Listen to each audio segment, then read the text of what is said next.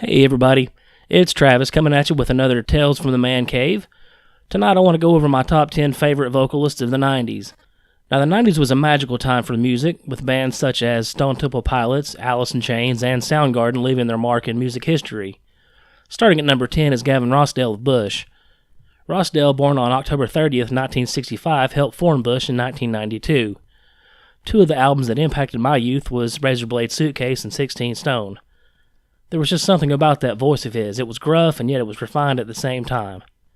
Coming in at number 9 is Scott Stapp, frontman of the American rock band Creed. Born on August 8th, 1973. At one point in my life, I actually liked Creed. Don't ask me why. Their first two albums, My Own Prison and Human Clay, were frequently found in the CD player of my old Mustang, but I found myself disinterested in them after the 90s. Number 8 finds us with Jakob Dylan, son of the great Bob Dylan. His writing style reminds me a lot of his father, but his tone, thankfully, is a lot smoother and deeper. Like 90% of the Wallflowers fan base, I found Bringing Down the Horse their, quote, first album. It wasn't until later in high school that I discovered their first true album. It was a self-titled album produced in 1992. Now, why it was not as big of a success as the second album, I will never understand. It was sheer genius.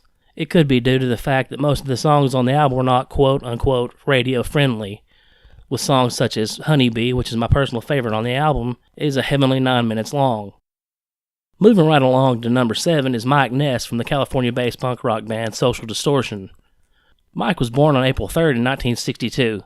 Now, I know that they were around in the 80s, but they actually hit pay dirt in the 90s, with songs as Story of My Life, Ball and Chain, and Johnny Cash's Ring of Fire. A personal favorite of mine is I Was Wrong. His voice is as soothing as tires on an old gravel road.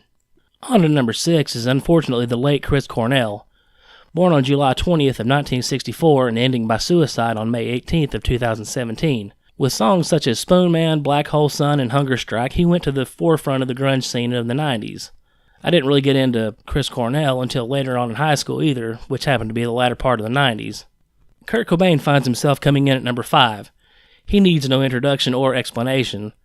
I think he was at the top of his vocal game on the MTV Unplugged album in New York. I think the best song on the entire album was originally a Meat Puppet song titled Lake of Fire. His crackly, stoned voice was the perfect for that song. Number 4 belongs to Mr. Eddie Vedder. His style of that nasally whining inspired a whole generation of grunge rockers. To you, we are eternally indebted. Fortunately, he survived the 90s and the 2000s and is still making great music. His voice is like wine. It just gets better with age. Number 3 belongs to a recently deceased grunge rocker, and that is Mr. Scott Weiland. Born on October 27th of 1967, he was best known for his time in the Stone Temple Pilots. Unfortunately, the golden voice was silenced forever on December 3rd of 2015. A personal favorite song from Stone Temple Pilots was Cracker Man, off their debut album Core, which dropped in 1992. He was not only the frontman for STP, he was in a supergroup known as Velvet Revolver, with the former members of Guns N' Roses. He was on tour with his band, Scott Weiland and the Wildabouts, when he was found dead on his tour bus at the age of 48. I'm glad to say that number 2 is still alive and kicking. From the Great White North, it's Canada's very own Rain Maida. I'm not too sure of the pronunciation of his name, I just hear his voice and I'm blown away. The very first album I heard from Our Lady Peace was Clumsy. It was glorious. With his Richie Valens-esque falsetto voice, he etched a permanent place in my brain.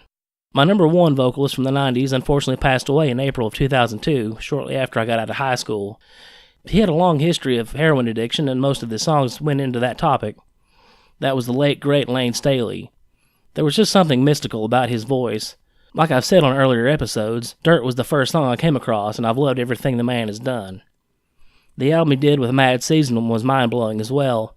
Starting with Wake Up, all the way to All Alone, there was not a single song on that album that I wanted to skip. Now, my all-time favorite song is by Alice in Chains. That song is Nutshell. I love it so much that I wanted to share it with my daughter, so I made sure it was the very first song she heard coming home from the hospital when she was born. Now, I'm not a very emotional person, but I did shed a few tears the day I heard that he passed away.